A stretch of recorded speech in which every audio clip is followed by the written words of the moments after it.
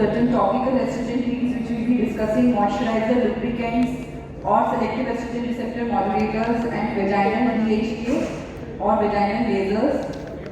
Vaginal lasers will be discussed in the next lecture. These can be considered. So when we use hormonal therapy for menopausal symptoms, they cover the vaginal symptoms as well. But in certain 15% or 10 to 15% of the patients, we also need vaginal local estrogen creams because systemic hormone therapy may not be effective in all the patients. So according to the North American Menopausal Society guidelines in the 2020, so vaginal lubricants and moisturizers are usually the first line therapy. Vaginal lubricants, they come in various names like KY jelly or lubric jelly and the hyaluronic acid. So these are for short-term relief of symptoms. But just for the act of the coitus, they decrease the this thing.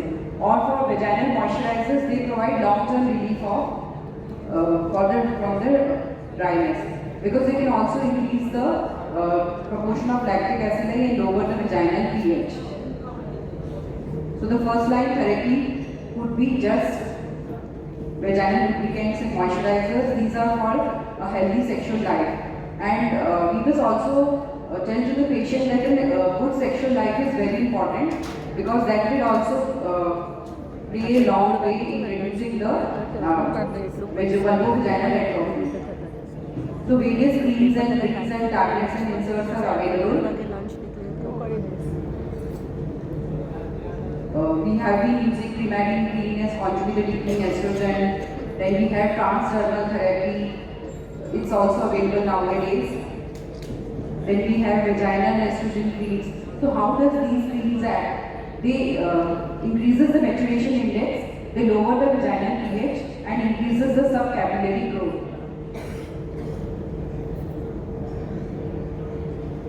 So what is the daily schedule? We have to, for the first 15 days, these vaginal creams have to be given daily, and after that we can take them on to the maintenance therapy, twice or thrice weekly.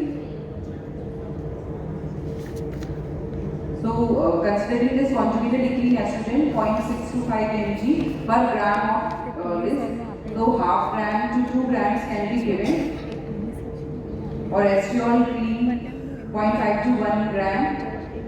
So these are the various combinations which are available. Vaginal tablets in the form of Vegifem. Then we have vaginal rings which release 7.5 microgram of estradiol 17 hydroxybeta daily, or vaginal insert which can be replaced every 3 months. They are also available. And oral serums and hospitality we will be discussing. So the use of vaginal estrogen is very much required, because if we don't use, there may be irreversible atrophic changes may ensure and epithelium matures, and in the studies it has been found that the serum estradiol level, it does not increases with the local vaginal estrogen therapy. So we have to keep these contraindications in mind, like those patients who are having endometrial cancer or breast cancer, they may be candidates for this vaginal DHA and other things. But these vaginal estrogen, they have no effect on the endometrium, so progestogen therapy is not required, and their safety up to 1 year has been established in Cochrane review. Up to 2 years also, endometrial protection has been seen with the use of vaginal estrogen. So progesterone, endometrial surveillance is generally not required, but we can always go for a transvaginal ultrasound, and safety data up to 1 year of is available. And these can be good use in patients even in breast cancer or endometrial cancer. So these risks are unlikely, because there is minimal systemic absorption with the use of vaginal estrogen creams according to the North American Menopausal Society recommendations released in 2020. So DHA vaginal suppository, it comes as a prasterone 6.5 milligram, and it benefits in the sexual symptoms like dyspareunia. It increases the vaginal pH and the vaginal maturation index. But the disadvantage with DHEA is that maintenance therapy we cannot reduce duration of interval. जैसे कि उसमें हम 2 to 3 week में we can give for 2 to 3 times, but here it has to be given continuously. Maintenance therapy has not been found to be available, and Intra-Rosa is available in India also in various pharmacies by the name of Prastaron. So it's a good alternative in patients who have contraindications of oral estrogen use, and it increases the level of testosterone.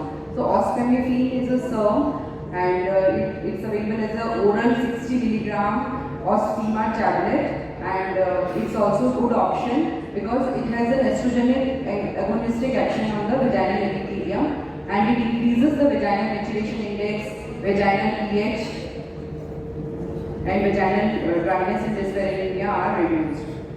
And tissue selective estrogen receptor complex, basiloxifene along with conjugated between estrogen, this is also available, and it is also very effective in dyspareunia, sexual symptoms, and vulvovaginal symptoms. So we can always go for low doses of vaginal estrogen or ultra low doses of vaginal estrogen. So we can also, there is a role of CO2 lasers and RPM lasers, and my next speaker will be going to throw light on this. But in various studies, lasers have also been found to be effective in cases of vulvovaginal atrophy. But the lasers, they also have been found to increase the incidence of, the lactobacillus component of the vagina. But currently, long-term safety is not available, and no scientific data supporting laser for treating vulvovaginal atrophy as of North American Menopausal Society 2020 guidelines are available. So summary, 3 out of 4 postmenopausal women at one stage of life encounter the symptoms of vulvovaginal atrophy. So first line treatment is non-hormonal products, second line vaginal estrogen and vaginal DHEA can be considered, and SERMs, ospemifene, and tissue selective estrogen receptors are this, and vaginal lasers can also be tried, and the latest is vaginal testosterone, which are not yet available in India, but they have been found to be effective in cases of dyspareunia and sexual symptoms.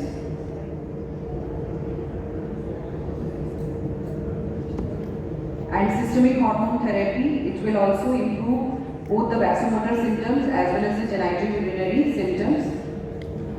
So thank you for your patience. Very nicely about the prevalence of vulvovaginity, to explain vaginal atrophy, how to approach the present diagnosis and stage, how to manage the urogenital syndrome, hormone therapy, vaginal application of estrogen, and vaginal epithelium repaired by maturing estrogen, and new vaginal support also, and DHA for the vaginal epithelium.